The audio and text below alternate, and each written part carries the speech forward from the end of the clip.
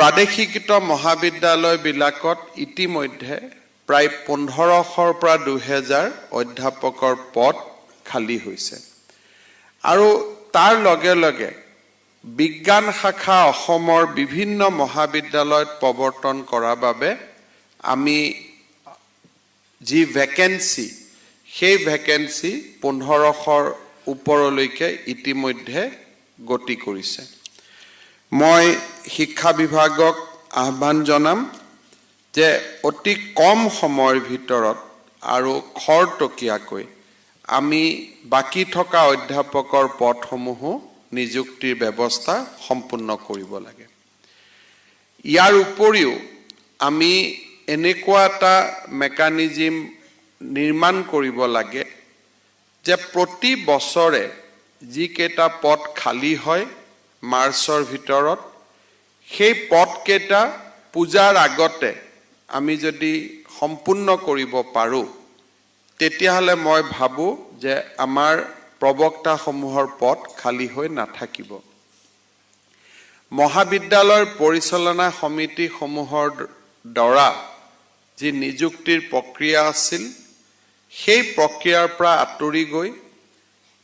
আমি যেনেকৈ স্বাস্থ্য বিভাগত চিকিৎসকৰ নিযুক্তি কৰিছো টেকনিক্যাল এডুকেশ্যনত ইঞ্জিনিয়াৰিং কলেজসমূহৰ বাবে আমি নিযুক্তিৰ ব্যৱস্থা কৰিছো এখন বিশেষ আয়োগ গঠন কৰি একেবাৰতে একেলগে আমি নিযুক্তিৰ প্ৰক্ৰিয়া শেষ কৰিলে আমাৰ এই কাৰণে সুবিধা হ'ব যে তাত যেটো চইচ যে মই এইখন কলেজতো পাইছো এইখন কলেজতো পাইছো এইটো পদ এৰি দিছো এইটো পদ লৈছো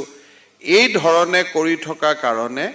আমাৰ বহু সময় দেখা যায় যে মহাবিদ্যালয়ৰ অধ্যাপিকাসকলৰ পদ আমি পূৰণ কৰিব নোৱাৰো যেতিয়া সেন্ট্ৰেলাইজ নিযুক্তি হ'ব আৰু নিযুক্তিৰ ফৰ্মুলা একে থাকিব আমি মৌখিক নম্বৰ আদিত নাযাওঁ যোনে যি মহাবিদ্যালয়ত ফাৰ্স্ট প্ৰিফাৰেন্স দিয়ে তাত তেওঁলোকে পাব সেকেন্ড প্ৰিফাৰেন্সত পাব আৰু তেতিয়া অধ্যাপক অধ্যাপিকাসকলৰ নিযুক্তিৰ প্ৰক্ৰিয়াটো আৰু অধিক ত্বৰান্বিত হ'ব বিশেষকৈ ৰাজ্য চৰকাৰে বিচাৰিছে যে অহা এটা বছৰৰ ভিতৰত আমি 1 লাখ নিযুক্তিৰ প্ৰক্ৰিয়া সম্পূৰ্ণ কৰিব লাগে আমাৰ লক্ষ্য আছে যে 10 মেৰ আগতে আমি শিক্ষা বিভাগত প্ৰায় 22000ৰ ওপৰত আমি নিযুক্তি কৰিম এলপি স্কুলৰ পৰা কলেজলৈকে আৰু মই ভাবো যে বিভাগে সেই দিশত ইতিমধ্যে বহুখিনি আগবাঢ়িছে আৰু মই বিশ্বাস কৰো যে তেওঁলোকে নিৰ্দিষ্ট লক্ষ্যত সময়মতে উপনীত হ'ব পাৰিব লাহে লাহে কলেজসমূহৰ পৰা ক্লাস 12ৰ দায়িত্ব আঁতৰি যাব 11 and 12 এই বছৰ আমি প্ৰায় 350 নতুনকৈ উচ্চতৰ মাধ্যমিক বিদ্যালয়ত আমি আৰম্ভ কৰিছো আৰু অহা বছৰ আমি আৰু 700 হাই সেকেন্ডাৰী স্কুল আমি আৰম্ভ কৰাৰ বাবেও চেষ্টা কৰিছো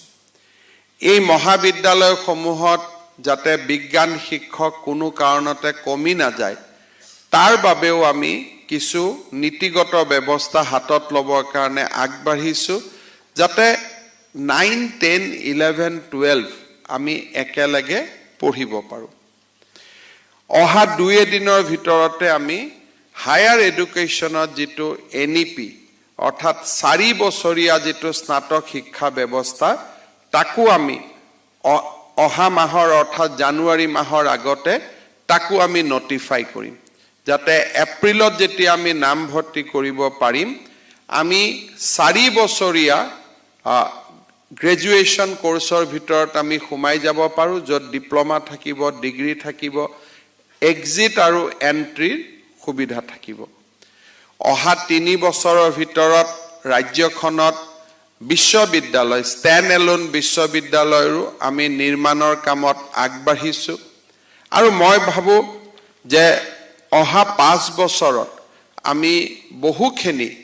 নতুনকৈ বিশ্ববিদ্যালয় নিৰ্মাণ কৰিব পাৰিম